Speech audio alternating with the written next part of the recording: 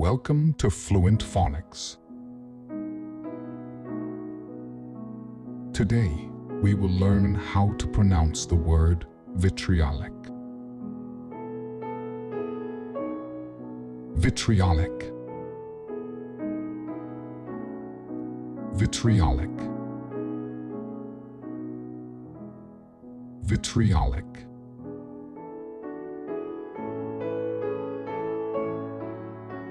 Here's an example of how one might use it in a sentence. Her vitriolic comments towards her former friend, hurtful and unnecessary.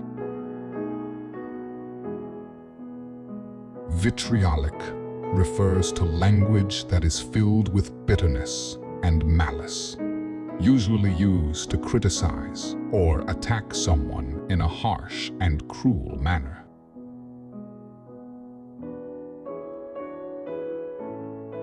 Thank you for your time. If you enjoyed this, please like and subscribe for further content.